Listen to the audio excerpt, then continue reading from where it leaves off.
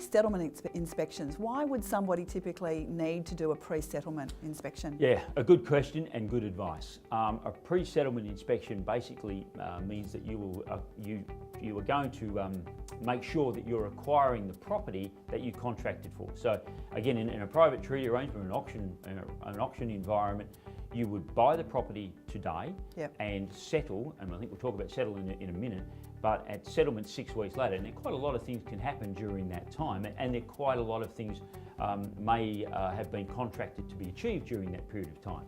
So in an extreme example, you might turn up to your property in a pre-settlement inspection to find the property's burnt down. I mean, these things unfortunately Inconvenient. happen. Inconvenient. And actually, you know what, that's a really good point, because if who is required to have the insurance on a property from the time of exchange, between exchange and settlement? Yeah, I always advise purchasers to go out and acquire insurance. And I think that's a wise thing to go and do. Important point, because I don't think people realise that that's a good idea. And look, it just saves those sort of arguments, I suppose, between people. But certainly, if you have an insurable interest, it's the best way to deal with that insurable interest is to contract it. And I think insurance achieves that outcome. So it's good advice as well. But in another example, when you go to the property, you may find that the tenant's still there, and it could have been the condition of purchase that the tenant's to move, and you may have ambitions of moving in that day. It's very, very common. People settle and they have their removalist van there ready to move in, and you find that the tenant says, well, I don't have any plans of vacating the property.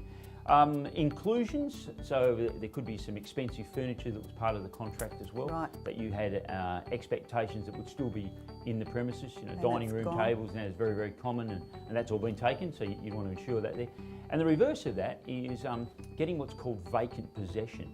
Now, vacant possession means that the property is coming to you without an example. That would be a lot of rubbish. So I've seen instances where there's been broken down motor vehicles and other building equipment and all this sort of stuff on a property. And it becomes a case of factor and degree in these areas, and it says, well, this is not vacant possession. You've left all your mess behind, so I want that removed. So you can actually hold up settlement if something like that happens. You can hold it up, or in the alternative, you may say, look, I'm settling, but I'm not giving you all the money. Okay, so I'm going to retain some of the money until, as a surety that you'll do this, and if you don't, then I'll use your money to go and do that. So, but typically you'd hold it up. Okay, yeah, I did have an instance back in the days when I was a selling agent that I went in to do a pre-settlement inspection, and they'd actually cut the front lawn up and rolled it up like turf and taken it away. So you can imagine the shock when we got there. So it's really, really important to make sure that you do a pre-settlement inspection and as close to settlement as possible, right? Yeah, that's a good one. I've never heard of that one. I've heard of people taking their hose fittings, the little clamps off. Oh, seriously? Yeah, so it seems a little tight.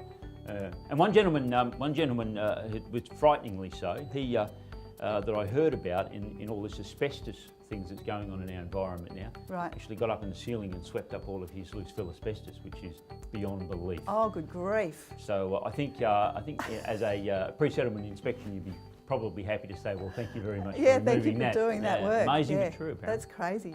That's great, Tim. Thank you so much. I really appreciate you being here. Pleasure.